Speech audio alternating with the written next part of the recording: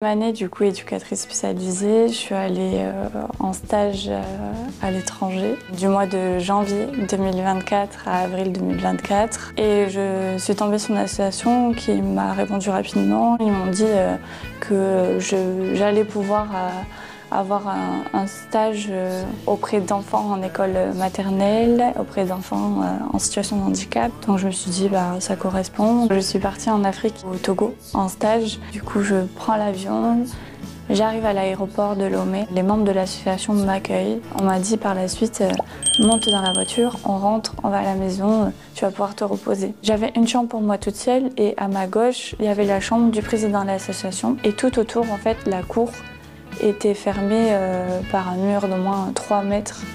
Et autour de ce mur, du barbelé, comme en prison, quoi. La seule porte qu'il y avait vers l'extérieur, elle était fermée à clé avec un cadenas. La clé, il n'y a que lui, le directeur de l'association, qui l'avait. J'arrive dans un lieu où je me dis, je vais être enfermée. Je sais pas, mais j'avais ce sentiment où je me sentais déjà oppressée. Là, à mon réveil, je sors et il y a une dizaine d'hommes autour de moi qui attendaient que je me réveille parce qu'il fallait à tout prix, avec eux, que je fasse le tour du village. Le président de l'association me présentait dans sa langue, donc en éveil aux autres villageois, comme sa femme qui est venue de France et qui n'est pas que là pour accomplir un stage, mais que je vais être sa femme et qui va me marier parce que je lui plaisais. Il faut savoir que déjà je suis arrivée au Togo en faisant croire que j'étais mariée en France. Je portais une fausse alliance. Du coup, quand il m'a dit ça, je me suis sentie très mal. Je me suis dit, non, moi je suis mariée en France. Je maintenais mon jeu. Ça ne l'a pas empêché de continuer ses propos. Au fur et à mesure des jours, il était très avenant. Il était quand même très insistant. Il était toujours en train de vouloir me prendre en photo à tous les endroits possibles. Et il fallait qu'il apparaisse sur les photos avec moi, comme si nous étions en couple. Il voulait me tenir la main, il voulait me prendre par le bras. Lui me disait que quand j'étais dans la rue, en fait, j'étais pas en sécurité. Les autres personnes extérieures qui me voyaient, les hommes et tout ça, etc., ils pouvaient à tout moment me kidnapper, me faire du mal, m'agresser ou quoi que ce soit. Donc en fait, il fallait que je sois proche de lui. Donc du coup, j'avais peur et je me fiais vraiment à lui. J'ai commencé le stage, je travaillais dans cette école. C'était pas longtemps, je crois que c'était de 9h à midi et 3 fois par semaine seulement. Parce que financièrement, l'école n'avait pas le budget pour ouvrir plus. Tout le reste du temps, du coup, j'étais enfermée dans cette chambre dans laquelle j'étais très, très souvent. La plupart du temps, sans réseau, sans wifi, sans rien. Le directeur de l'association prétendait qu'il fallait à tout prix que je me repose parce que j'avais travaillé 2 heures ou 3 heures dans la journée. Je lui disais que pourtant je n'étais pas fatiguée, que pour moi ça allait, je pouvais aller en vadrouille ou je ne sais où il allait avec lui, etc. Il ne voulait pas, il insistait, il me disait que non, pour ma sécurité c'est mieux que je reste ici. J'avais déjà cette impression d'être séquestrée. Comme on n'était que tous les deux seuls, il tentait plein de choses. Il tentait de me prendre dans ses bras, de me dire que je lui plaisais, qu'il me trouvait belle. Mais non, mais pas moi. Je suis amoureuse de mon mari en France, c'est seulement ça. J'ai pas envie que tu me fasses un câlin. Je rentrais du travail un matin et il re-rentre. Et il me dit tiens, je t'apporte à manger, etc. J'étais dans ma chambre, j'avais une robe qui arrive jusqu'aux omoplates, pas du tout décolletée, à manches courtes, qui arrive jusqu'à la cheville, pas du tout moulante ou quoi. Et il me dit t'es belle, t'es sexy comme ça, tu m'excites. Et je lui dis comme toi, parce que moi là je vais juste manger le repas que tu viens de m'apporter. Il me dit non, bébé. Là, je peux pas me calmer, là. Et il ferme la porte de ma chambre, à clé. Je dis, qu'est-ce que tu fais? Il fait chaud, il fait 38 degrés, s'il te plaît, ouvre, quoi, fais du commentaire un minimum. Et il me dit, non, mais là, tu comprends pas, je peux pas me calmer. J'ai dit, va falloir que tu te calmes, parce que moi, j'ai envie de rien. En une fraction de seconde, il s'approche de moi, il me plaque contre le mur, et il commence à m'embrasser dans le cou.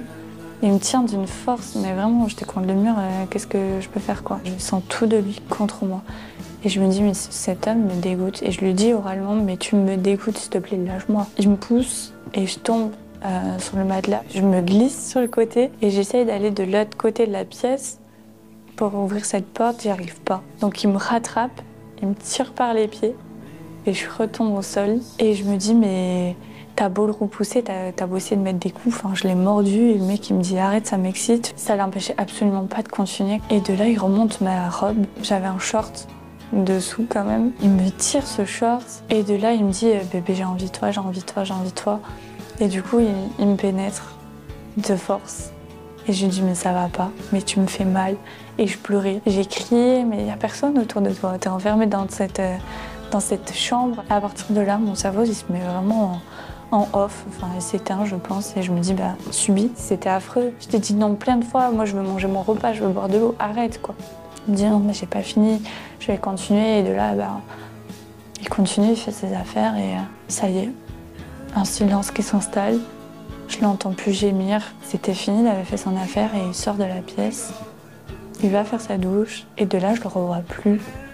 Il était à nouveau parti. Il avait à nouveau fermé cette porte d'entrée à clé avec le cadenas. Et moi, j'étais encore allongée là. Et je me disais, mais ah oh, ça fait mal, quoi. C'est violent. Je suis allée chercher de l'eau qui avait du puits à côté et je me suis rincée autant que je pouvais et rincée. De là à me gratter tout le corps jusqu'à avoir des griffures sur mon corps tellement que je me frottais, quoi. Enfin, je me sentais sale. J'ai peur, qu'est-ce qui m'est arrivé? Il a abusé de moi alors que c'est censé être la personne qui te protégeait. Là, à tout moment, le mec, il rentre et il fait comme si de rien n'était. Et après quoi? Qu'est-ce qui va se passer? Il va continuer, il va recommencer. Enfin, il faut que tu trouves une solution, quoi. Je prends mon téléphone, je regarde ça du réseau, pas d'électricité. Je tente le tout pour le tout. J'essaie d'escalader ce mur, j'y arrive pas, je me blesse. Je m'ouvre le genou et tout, enfin j'arrive pas du tout. Je me dis bon bah t'es coincé. Et là le réseau revient. J'essaie de joindre un ami à moi, du coup de France. Et en fait je tombe sur sa messagerie, elle répond pas. Ah, et je me dis c'était la seule solution que j'avais là, c'était le seul moment, comment je fais quoi.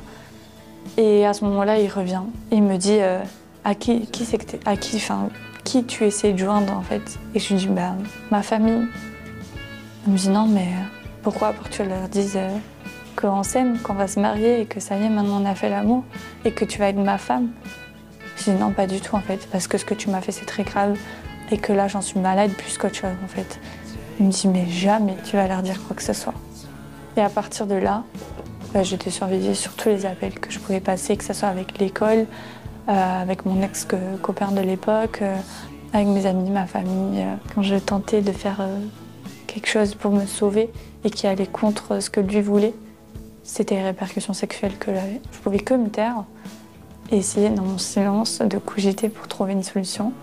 Et en attendant, subir à nouveau toutes ces agressions. C'est des choses qui se sont reproduites plusieurs fois. Je crois que c'était au bout de 2 mois, après avoir subi ma deuxième agression sexuelle par lui. Je me sentais pas bien physiquement. J'avais la fièvre, je vomissais. Quand j'urinais, ça me brûlait. Et je me suis dit, c'est une infection urinaire. C'est vrai que l'eau que tu bois là-bas, au Togo, elle n'est pas aussi fiable que celle en France. J'avais pris des antibiotiques avec moi, donc prendre des médicaments et puis ça va aller, ça va passer.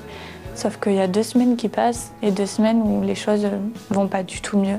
Je m'alimente plus, j'arrive plus à boire. Je vomis davantage, donc j'en parle forcément au président de l'association. Et donc je lui explique que j'ai des problèmes gynécologiques, que je me sens pas bien. Il me dit, mais ici en Afrique, au Togo, on parle pas des problèmes gynécologiques. On va essayer de trouver un hôpital, mais c'est pas sûr que tu sois pris en charge. Je fais un hôpital, en effet, tout le monde m'est rayonné. Ce que j'ai, c'est pas grave, on peut pas me soigner. Je fais un autre hôpital, la même chose. Après, je vais voir du coup une Française médecin qui s'est installée au Togo et qui pratique du coup la médecine à son domicile. Donc il m'amène la voir et elle me dit en fait le gouvernement togolais a interdit à tout médecin d'exercer quelconque consultation gynécologique.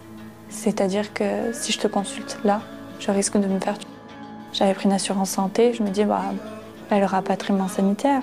Donc je commence à en parler et lui dire s'il te plaît laisse-moi contacter la France, mon assurance. Il faut que je sois rapatriée, il faut que je rentre, il faut que je me fasse soigner. Et il me dit non, attends, on va essayer un autre hôpital. C'était loin, hein, je crois que c'était à plus de 3 heures de route, où il n'y a pas trop la police togolaise qui circule, etc. Et là, il y a un médecin qui accepte de me prendre, qui me fait une prise de sang et qui me dit oui, voilà, madame, en fait, les résultats sont tombés, vous avez bien une IST. Vous avez la chlamydia, je vous donne un médicament, vous rentrez chez vous, ça va passer. Donc je me dis bon ok, allez, ça va passer. Du coup je rentre, je prends ces antibiotiques. Au bout de 3 jours, je vois qu'il n'y a pas d'amélioration sur mon état de santé, je me sens pas bien du tout. Une nuit, à 4 h du matin, j'entends le chant de la mosquée là, qui me réveille et qui me dit mais tu peux pas vivre, tu peux plus vivre comme ça, c'est plus supportable, la douleur est trop douloureuse. Je vais réveiller donc le président de l'association et il me dit